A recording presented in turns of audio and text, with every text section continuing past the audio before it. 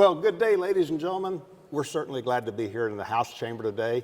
Well, this is part of the Kansas Oral History Project, and it's in part funded by a grant from the Kansas Humanities Council.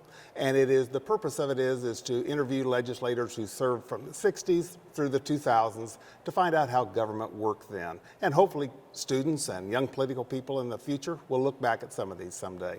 Our videographer today is Dave Heineman, who also served in this chamber as well as I did. I had the honor of serving with him.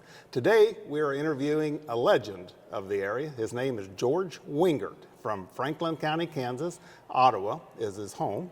And George, it's good to see you today. Good to be here. Yes, you served here. When you walked in the door, did you remember a lot of... lots of old memories. Lots of great memories. That's That's right. absolutely wonderful. Right. You served most of the 70s, correct? 71 to 78. 71 to 78. Well, we're going to circle back around to that here in a minute, but I'd like to find out a little bit about a young George Wingert, if you can remember about him. So Yes. tell me kind of where you were raised and went to school. And I was raised on a farm just outside of Wellsville, which is the northeast corner of Franklin County. We was actually over in Miami County. Okay. And on a farm, my folks were active in the community. Dad was on the school board. Mom was very active in Farm Bureau work. Mm-hmm. And as a youngster, one of the interesting experiences we had, the legislature passed the deal that they were going to consolidate the rural grade schools. Yes. Dad was one of three in Miami County that went around over Franklin County and met with all the school boards. If you don't think that wasn't an interesting time, but my father was the type that was I never heard him swear. He was about as even as they go, and so he was a good one to handle that, and he'd tell the people, I said, now, we got a 2-year project here. You can decide how you want to do it, or we'll decide for you, whichever way you want to do it, and they'd all accept that. Great. Now, my mother was the other type. She'd like a good argument and a good fight. She'd been was raised on a farm down in Lebo, and her father died when she was young, and so she was raised by a mother who raised 7 kids. Wow. And she went to high school on a basketball scholarship. At Lebo? No, at Burlington. At Burlington. Her and her sister went down to Burlington. The coach down there was girls basketball in the teens. And so she went down there and then became a boys, and they outlawed girls basketball. So when she took a year at Emporia State and then started teaching. And she couldn't coach boys, so she coached girls. She couldn't coach girls, so she coached boys. So that background, and when she came to Wellsville, why she coached the boys. So we grew up, all these men talking about my mother being their coach. So that was always kind of the background. And mother took no prisoners. She was tough as a boot on. And you guys, probably you too, wasn't she? Yeah, that's right. Yeah, she gave us no quarter. Well, that's good. That's so good. No quarter.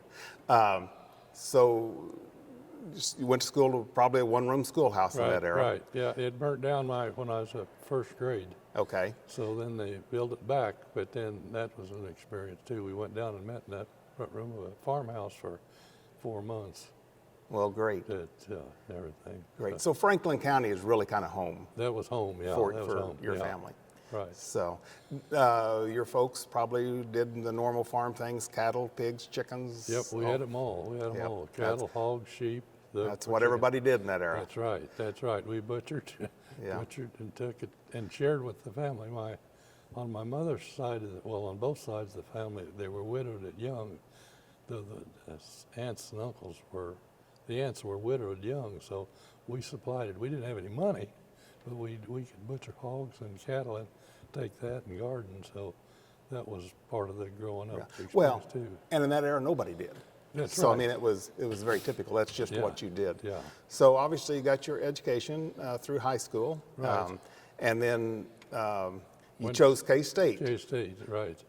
My whole family is K-Staters. I kind of thought you just kind of circled around Lawrence and then. Yeah, that's right. Well, no, we always went over through Overbrook. Overbrook. We didn't ever go through Lawrence. That had to ruin your reputation. Well, it's interesting you say that. It's been 8 or 10 years ago. I'd taken a family flying and we were heading up to Manhattan. And anyway, the husband said, can you kind of veer way north, maybe up by Holton, so I don't have to look at Lawrence? So they must breathe that into you while That's you're there. right. Yeah, that's right. That's So- right. But what's interesting, three of in my immediate family married KUites. We always said those KUites need saving and need help. Well, that rivalry's been there forever, and it's That's a right. great rivalry, and That's right. that's good for the state. Yeah.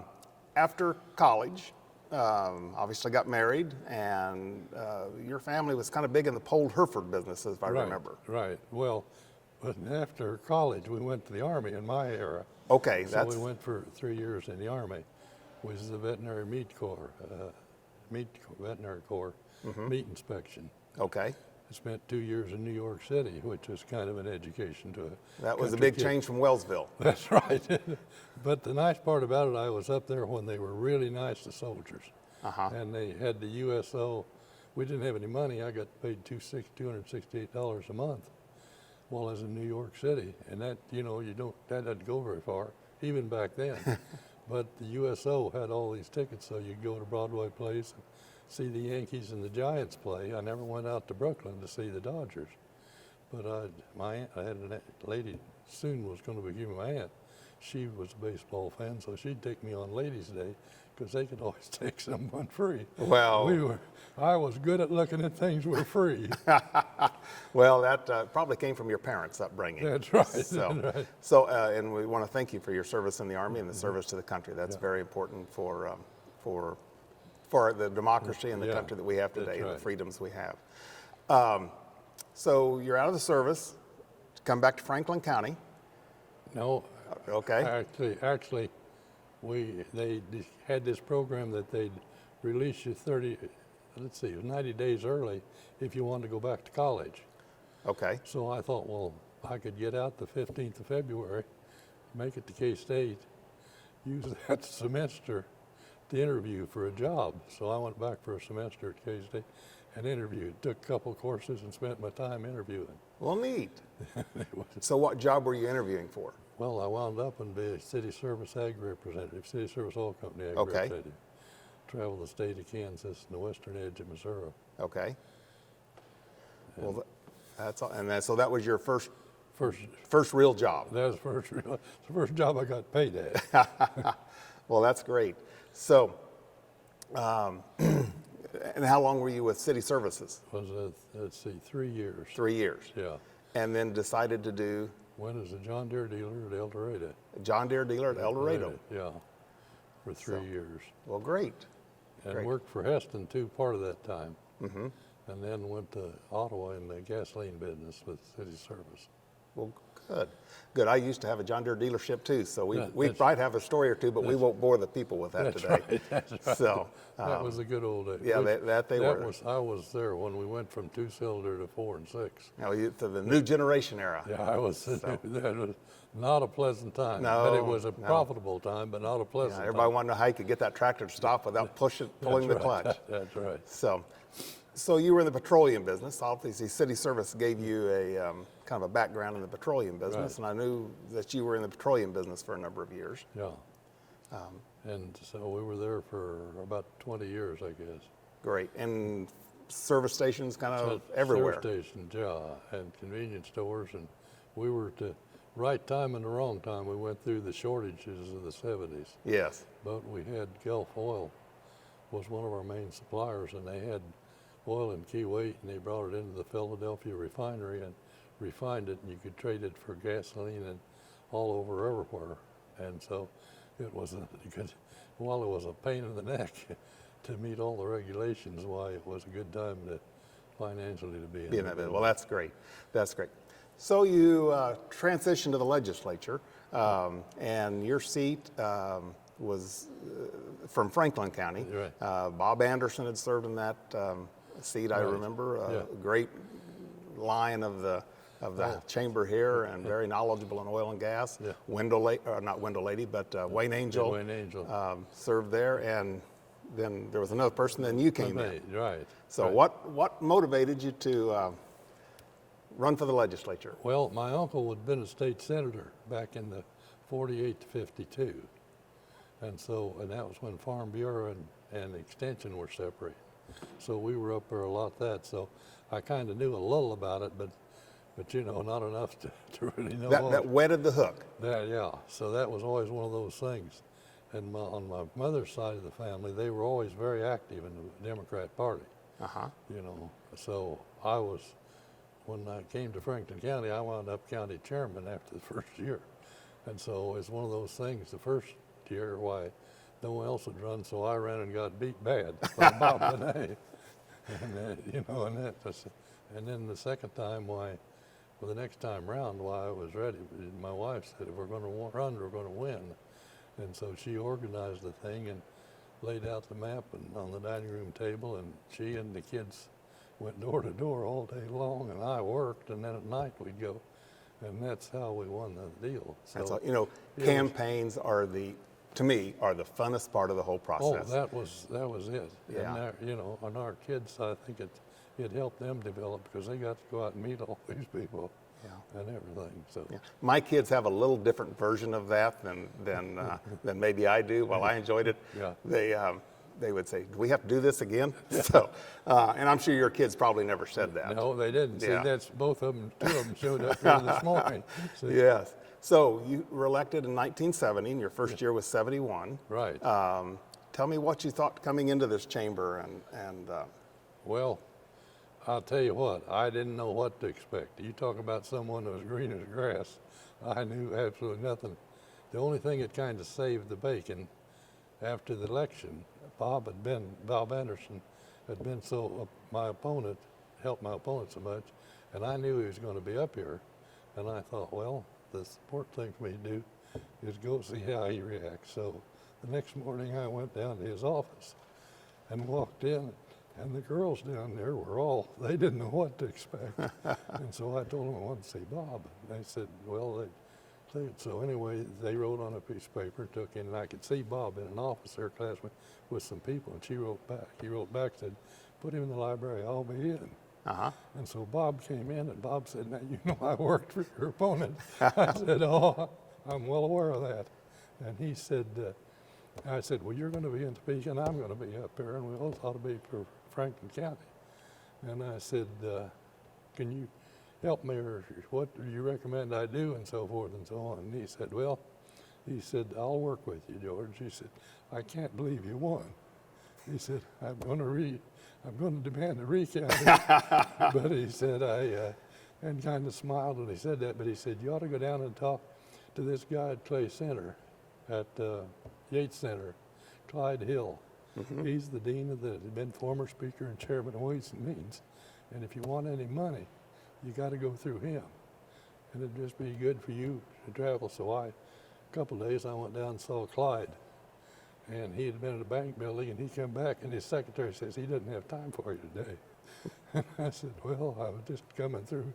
Actually, I'd driven 50 miles out of the road.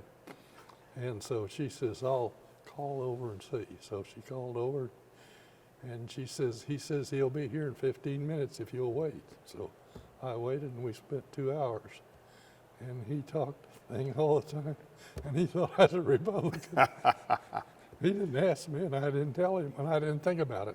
Well, in that area you didn't, and you talked about Bob Anderson and being a Republican, and you know, going to meet him and visit with him, and in that area you worked.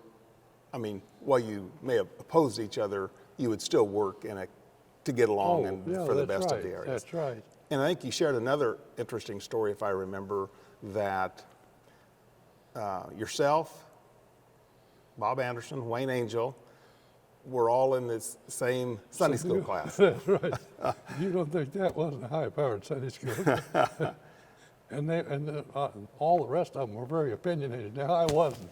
I was very flexible, you know? But they were all very opinionated. Yes. So, yeah. Well, and that's great to have and that. Jim Allen was in there, too, part of the time. And Jim Allen succeeded you when you retired. So. Right. And that would have been at the Baptist church. Would that be correct? Yeah, we were all Baptists. Yeah. And that's on the corner, in that just south, on the southeast corner of the courthouse? Courthouse, right. Yes. Yeah. Yeah. Beautiful building. It is, it is. Like lots of buildings like this one, if they could talk, there's probably lots of stories there. That's true. So, well, tell me about your time in the legislature.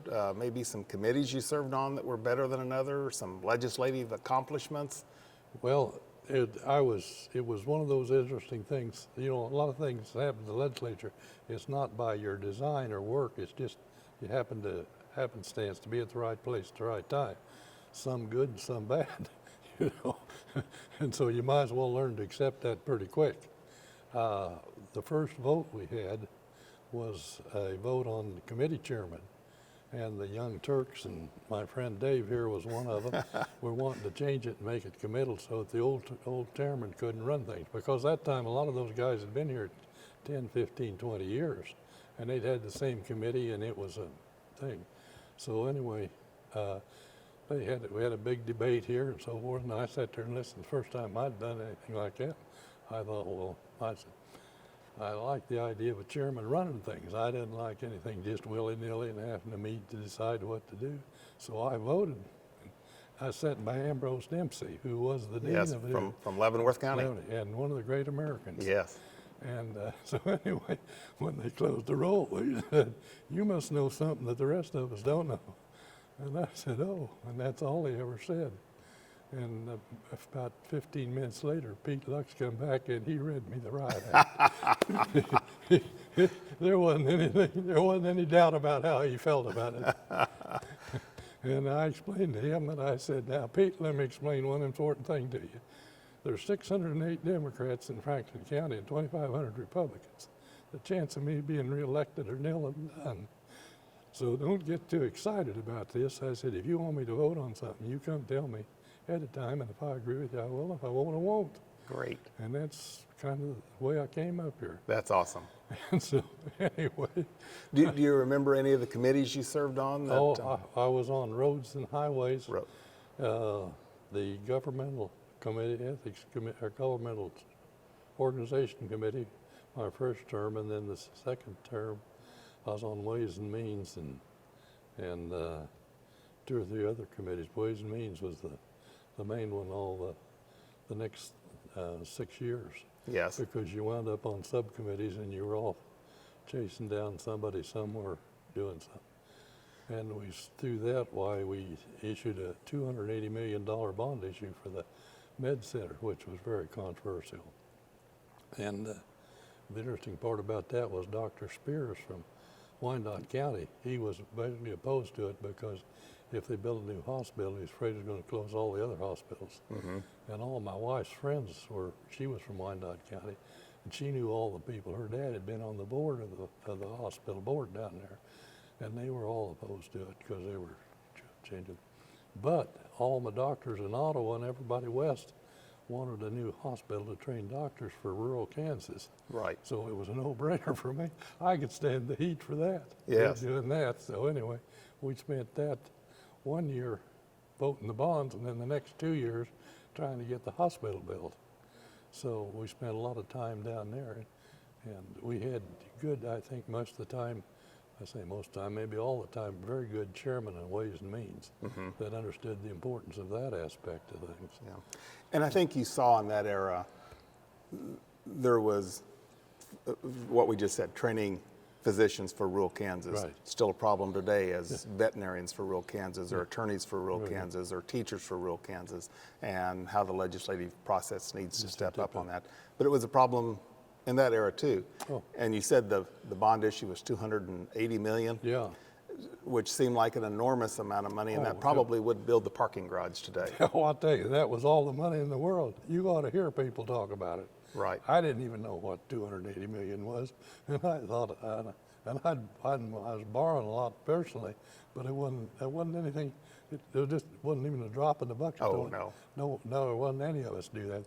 But the people that put it together were about right on the money. And I think, as I recall, we might have even come in under maybe 2 or 3 million, 5 million under budget. On time and under budget. What an unheard of thing. That's right. One of the interesting facets of it is we finally buckled. See, we didn't. I don't know whether you know anything about for birthing.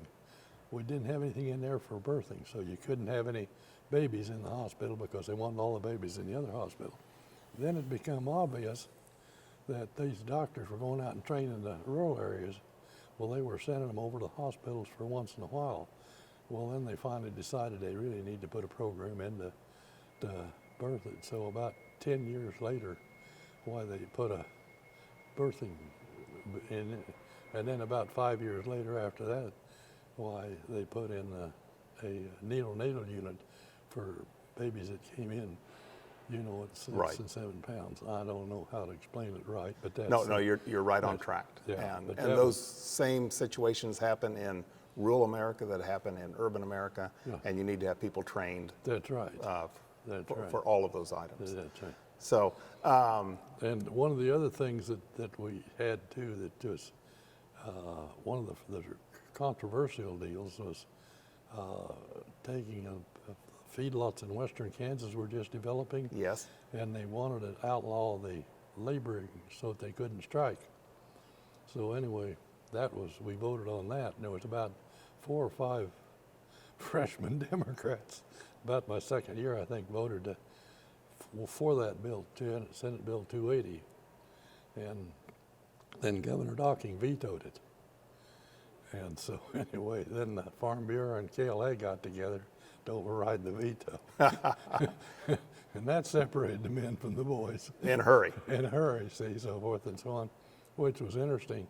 The old line Democrats all stuck with the veto, but there was a bunch of us freshman Democrats that, we weren't seasoned yet, and the labor did, and I liked labor and all, but that wasn't a big issue for me. And we took, and I think it was John Carlin, Fred Weaver, and I don't know, maybe if there's anybody else or not in that group, that voted to override the veto. Right. And You mentioned John Carlin. He came on to be Speaker of the House and then Yes. was elected governor after Right, that. right. And Fred Weaver, he was Yeah. from Southeast Kansas, right. became minority leader. Right. And so you came through with some of those great people. And you mentioned Ambrose Dempsey earlier, Yes. who, as you said, was one of those true great Americans. Yeah, he was. And I always remember his fervent respect and need for the prison. Oh, that's right. That we have. He was just a great spokesman for yeah. that. And always remember he was just devastated when they slowly started taking away the farm at the prison. Oh, he was. That was That was one of those interesting things. Ross Doyen, you remember Oh, Ross? yes, close friend. Ross was for wanting to do away with the farm. He and Winter was my, senator. Yes. And he was a character. So anyway, they decided they'd take me up to the farm and show me why they ought to do away with it. So we went up there one night. I looked up there, and they went around the farm and told me all the inefficiency it was and everything. And I looked at it and I said, well, Ross, you're a farmer. You ought to know both. That's kind of the normal. Wint here's a city slick. He doesn't know it, of course. Wint had these ranches and all, and presented himself as being a cowboy. So anyway, then we went in and had dinner with the warden, and that was an experience too, because the warden at that time was good. I can't remember what his name was, but anyway, he was a character. And Ross or someone said something about something, and he says, "What?" He says, "We don't." I said, "I don't worry about that." "Sam, what did you get here for?" I said, "Well, I killed my wife." So when he was there waiting tables, and he said, and he said, "What did you here for?" He says, "Well," he says, "I killed my partner." He said he was stealing from me, and I couldn't get anybody to do anything about it, so I just shot him. So the 3 guys that was in there were all in there for murder, and he said, "Those are the guys to have here, because they're here a long time, and they know they're going to be here, and it's a good duty." So he says, "We just have them come over, do this. It's a good deal." Man, that was far from anything I'd ever been to. But I came back and I told Ambrose, I said, I'll keep that farm open for a year or 2. So all the time I was in the legislature, I fought Ross and went on the farm. Yes, yeah. And what's interesting is the correctional institutions and the mental health institutions of that era all had great working farms. Yeah. Osawatomie had about 900 acres and greenhouses and lots of work there for the people who were there. All of them had top Holstein herds. Yes. Yes. And most of those Holstein herds were given, the semen and bulls were given by Holstein breeders as a contribution just to the cause, which was amazing. Correct. Correct. It was truly a different era of mental health and incarceration Yes, at that that's right. time. And you know, I look back on that, and and I remember being there and visiting with some of the inmates, and both current and afterwards, and they said, we learned a trade. Yeah. And that doesn't happen today, and that's unfortunate. So anyway, enough on that. Ways and Means. I've often heard people say that's a committee that's just like doing your own taxes, but every day. That's right. So That's right. tell me about some other great accomplishments or debates you had on Ways and Means. Oh, we get higher education was under attack all the time, so we were always working with them. And we had Archie Dykes from KU. He was the greatest letter writer in the world. You'd get 3 letters a day from him on different subjects and 2 phone calls. And he didn't mind coming down to see you too. But you always got rewarded for some nice dinner or something at KU. So, you know, it was one of those things that was kind of hard. It never bothered me to say no to Archie because I knew it wasn't going to offend him. Some of them, once in a while, we had a couple of presidents. If you said no, we're not going to do it, well, they were offended, never come back, or a long time. But you knew there was a need there, they wouldn't come back. Right. Archie was never that way. He was a great one to have as chancellor down at. He was a great chancellor, and as you said, he knew how to work with people. Oh, he did. And that again today is somewhat of a lost art in the political process. Yeah, that's right. So I don't know. We had one of the things we did as a legislature. We brought the teachers union, teachers all over Kansas, into the state retirement program, and that wasn't through necessarily the I don't know whether we did it through the Ways and Means or not, but we did it. as a legislator. Yeah, Right. that brought them in, and also the welfare that came through the Ways and Means. We brought them into the state, took it out of away from the county and brought it into the state. So that was one of the things that during my time, some were the second or third terms that we did. Right. So That's great. So you were here several years, about 8, or 70 to 78. yeah. What made you decide not to run again? Well, I had 4 kids at home, and Okay. they needed a lot of looking after, and I thought 8 was just about the right time. You know, there's other things in life to do besides be a legislator, and I enjoyed every day of it. But I thought that it was time to come home and look after the kids. Yeah, I couldn't agree with you more, and that's why I got out. Our kids were growing up, and it very, very wise decision. Yeah. So, and then another mutual friend of ours, Jim Allen, yeah. ran after that, and another member of your Sunday school class That's right. ran and was elected Right. that year. So, So and the Allen family and us became great friends, I think, because we came in together. yeah. And part of our district is joined, so we just became great lifelong friends. Yeah. So, well, you're out of the legislature. There's a new governor. You're kind of back post-legislative life now, and get to work with Governor Finney. Well, John Carlin first. Yes, See, he was elected that year. yes, in '78. He was for 8 years, That's correct. and so during that time I was appointed to the Board of Regents. Okay. So I spent 4 years doing that. So John had appointed you to the Board of Yeah, Regents at that point in right. time. Okay. Yeah. And that's when you talked about your experience with higher education and the chancellor, that gave you a lot of knowledge and Right. database there. Right. And I think he also appointed Wendell Lady to Right, Board of Regents, right. so you served with him during that Right. time. Yes. Yes. And Jordan Haines from Wichita, the banker from Wichita. Yes. He was on the Board of Regents too at that time, which was another interesting individual. He had called up Witt and said he heard I was going to be nominated, and he said, "We got to stop that. He's a K-Stater." And Witt said, "Well, you're going to have a hard time because Carlin's a K-Stater too." So anyway, it's just one of those little things that happens that you got to smile about. Right. You go on. Anything during your tenure on the Board of Regents that was, Well, we hired a new executive director, and 4 or 5 college presidents during that time. And that was always an experience because every one of them was different. Right. And you'd interview them and they'd select them and they had all, then we'd do the final interview and as a board, we all had different backgrounds. Turned out Jordan Haines and I had about similar backgrounds because we'd hired and fired a lot of people. Mm-hmm. And some on the Board of Regents had never hired anybody. And I'm not being critical. It was nice to have that balance because they'd look at things that I'd never think about. And so anyway, hiring the college presidents was probably the most important thing we did. During your on time the there. Board of Regents, that's right. Yeah. So, and we hired, I think, without exception, we were lucky and hired all good ones. The one that I was the most concerned about turned out to be one of the better ones. And in Emporia State, we interviewed 3 guys, and it was all the time that looked like there was one on there that was just super. And all of a sudden dawned on me. And I said, Jordan, quietly on the side, I said, that guy's too good for Emporia State. He's not gonna come up here if we offer him the job.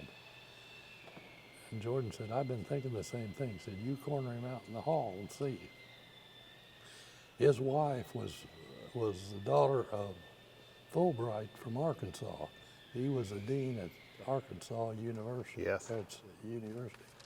And he was just interviewing us for practice. And he wound up as, I think, president of Miami University down in Miami, Florida. And I went out in the hall and I asked him, I said, if we offer you the job, will you take it? And he looked at it and he said, that's kind of an interesting question. Why do you ask? And I said, well, because I said, my friend Jordan Haines is worried about, if we offered it to you, you won't take it. Or you won't come. And he said, I really appreciate the opportunity for the interview, but he says, no. He said, why don't you just select someone else? I'll quietly go into the judge. I said, fine. That's the way. And then we were left with just one. The one other candidate didn't really show up, so we were left just one. And he had a habit. He had a handshake was just kind of a wet noodle. But he had a tremendous wife, and all these policies that he'd done in New Mexico had been great. And I couldn't figure out how a guy like that would ever work out. But he came to Emporia and did a great job for us. Great. And you're right. After Carlin and Mike Hayden was governor, and then Joan Finney. And then you became a liaison for right. Governor Finney. Right. Yeah, I'd retired and wasn't doing anything. And I just went to a meeting in Emporia one day. Didn't have anything else to do. No rhyme or reason, and out there, and there she was, and so forth and so on. She said, what are you doing now? And I don't know who it was. Someone said, he's retired, and so forth and so on. And she says, well, that's great, George. And then she come around afterwards, and she said, why don't you come up tomorrow and talk to me? I got a project I want you to handle. You'll like it, and it won't take any time. So I did, and so for 3 years, and I was her representative in the Senate. Right. The Senate for. Right. And I remember I was in the Senate at that time, and you were there. And that was a great experience. Yes. That is, and the thing about it was, Buddy Burke was president of the Senate. Yes. And he and my wife had lived in the same apartment complex, and his wife and her dad and my father-in-law and mother-in-law were very friends. So Buddy thought, and we'd been on Wednesday up here, we used to have the brown bag, and a bunch of us, not a bunch, 6 or 8, Bible studied. And Buddy was in that. Mm-hmm. So I knew him from that. So anyway, when I walked in and told him I was going to do it, he said, well, I don't know whether it's a plus or a minus. Yes. So anyway, but it worked out great. Yeah, and you developed those relationships with Bud and others that you developed for a lifetime. Yeah, so then by that time, Went's son was serving in the Senate. Yeah, that's right. As we said, you had WW1 and WW2. That's right. That's so right. by that time, and his they were son was both there. characters. And Went Jr. is now on the Board of Regents. That's correct. That's right. That's correct. So anyway, yeah, those things kind of transition along. Right. People that you meet and know and so forth and so on. And then from that, you went to do a little bit of lobbying. Yes, yes. For, I think, horse racing? Well, for Phil Ruffin. Phil Ruffin, yes. Yeah, actually for dogs. Okay. Phil and I had been in the gasoline business together. I'd sold Phil a gazillion gallons of gasoline for all these convenience stores and everything. And so we'd been friends since early 70s. And this was in 90. Yes. And so he knew I'd been up there. And he called up one day and said, "What are you doing today, George?" And how you doing? I said, "Oh, nothing, I'm just sitting here, whatever I was doing." And he said, "Well, I need someone to go to Topeka and try and pass this deal so we can have slot machines and racing tracks." I never put a dime in or quarter or a nickel in a slot machine. Don't ever intend to. Spent 10 years or 15 years trying to get it passed in Kansas and getting the dog tracks. But anyway, that was just part of the deal. Yeah. So it was great working for Phil though, because that opened up a whole different world that I'd never been exposed to before. Right. And, well, you served in the legislature. You had lobbyists who were friends and talked to you about it. And so it's kind of a transition to another side of the governmental process. That's right, yeah. Because Bob Anderson was a friend. Paul Fleener became one of my close friends for life. One of those great Americans who was a public affairs director for Farm Bureau for many years. That's right. So it was, you kind of look back on it, and on my mother's side of the family, they were always Democrats, and I wound up associated with as many Republicans as I did Democrats, even though I was a registered Democrat. I have to this day. So don't ever intend to change. So. Right. Well, and I think but the Republicans need a lot of looking after, so I try and look after a lot of them. So, well, and your tenure here, mine, Dave's, Jones, well, we all came from different backgrounds and different party affiliations. You were friends and you worked together. That's just right. like Ambrose Dempsey and Fred Weaver and some of those names you mentioned here. And so it is truly a tonic that I wish that the current legislators, both state, not only Kansas, but all the other states and the federal, could figure those friendships back out. Well, the thing that I was thinking about this when Fred called and then up here, my uncle was very active, both of them. One of them was a Democrat county chairman, Coffee County for 50 years, and went to every Democrat national convention from 28 to 56. The other one, he was one of these young whippersnappers that was available. And a couple interesting things happened in his life. He'd been to conventions and all and got acquainted with Harry Hopkins, Roosevelt's handyman. Mm-hmm. So anyway, Harry Hopkins called my uncle down here in Coffee County, who was out plowing in the field, as he tells the story. He came in, my grandmother said, "Harry Hopkins wants you to call him." Harry Hopkins called and said, "Eleanor Roosevelt's going to come through St. Louis. She wants to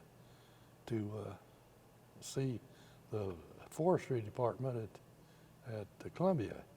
Would you go over, meet her in St. Louis, take her to the forestry department, then bring her back and take her to the forestry department in Kansas, because we want to put windbreaks in Kansas?" And he said, "Yeah." She says, "Well, send it." And he says, "No, Jones has got all these free tickets. I can ride the train to over there and ride back." And he said, "If you'll just have her bring just a little money for lunch, why, you don't need to pay me." So he gets on the train, rides to St. Louis, meets her. Eleanor Roosevelt, wife of the President of the United States in 1937, shows up, and she has a handbag and a little duffel overnight bag that she's carrying. Gets off the train. They get on the next train, go to Columbia, go to what's that, they get on that. They go down. Uncle Bob says he made the deal with her that she had to stop and have dinner with William Allen, or meet William Allen White, who he was a good friend of. So anyway, they met William Allen White in Emporia and stayed there all night. They went out to William Allen White to talk and said White was a talker. And Eleanor was not bashful, and said they started at White sent a car at 7. They were out there at 7. At 2 in the morning, he said, I'd been on the couch and took a nap for 2 hours and woke up and they were still going. And they said, I told Elner, I said, if we don't get back down there to the hotel at the time, we won't have time to get up and eat. So anyway, they got up and they went on to out to Pratt, out there. Now, here's what's interesting. About 40 or 50 years later, why I read this doctor, what's his name, Senior Moment from Manhattan, and I were talking about it, and he was telling me, we were sitting over at Wendy, he was a senator, he says, my dad's was his proudest appointment in his deal. He was state forester and all, was in Pratt, Kansas in 1936 when Eleanor Roosevelt came through. Interesting. And said he was the only, said Eleanor, and she had some kid running around looking after him. And I said, that kid was my uncle. Uh-huh. And so anyway, I looked it up, and Uncle Bob wrote this book here. And anyway, one of the deals in it, he didn't get because he couldn't find it. They finally found it, and they got a picture of Eleanor Roosevelt. And this, I forget now what his name is anyway, from Manhattan, the state forester. That did. So how that's, How those things come about. Just come about by accident. But, they're just, in those days, people worked back and forth together. And life was so simple. Eleanor Roosevelt, at the same time he was telling me this, Clinton was going to China, and she took 247 planes full of the people, press and all that and everything. And Eleanor Roosevelt went across. Another thing, Eleanor Roosevelt had been through the Badlands, and all the people up there were starving to death. So she called and got my uncle to go up there and take those people out of that and move them to Iowa. And that's another, just things like that that my uncle did as a kid that kind of motivated most of my family to be somewhat involved in politics. Yeah, well, and that's so important, and we'll close here in a minute, but as you talked about Eleanor Roosevelt and coming and helping getting the forestry department started here, there was another great Kansan, Amelia Earhart. Yeah. And she was invited to a state dinner in Washington and was sitting next to Mrs. Roosevelt. And we all have sat through plenty of dinners with Boeing speakers. And that was the same scenario. And Amelia leaned over and said, you want to go flying around the town? And so they both slipped out, went and got in their airplane and flew around Washington, D.C., just two of them, and then came back. That would no more happen today than a man in the moon. That's right. Well, I think this has been a great interview, George, and we've talked about your family and how those relationships forged, how you got involved, and that's still very important today, to be involved in your community. You said you were Democratic Party chairman of Franklin County, and then your time in the legislature and Board of Regents, and it's so great that you have been able to serve our state. And just one other little thing about it. The thing about it is, I think I've been very fortunate that my wife and encouraged my kids were all involved, went it along the time too. And Harold, my youngest, or my middle son, was treasurer of the Young Democrats of America. Now you think some farm kid from Kansas to get through all of that hula hoops. Yeah. That was just great experience. Yeah, that's great. Well, as we get ready to close this interview, ladies and gentlemen, we want to thank George for coming up here today, for his service, number one, in the Army to your country, for your service to the state of Kansas, and all of the great memories that you've shared with us today. So, George, thank you very much. You have a great day, my friend. Thank you, my friend. Great to see you again. Okay. Keep up the good work. Ladies and gentlemen, thank you very much.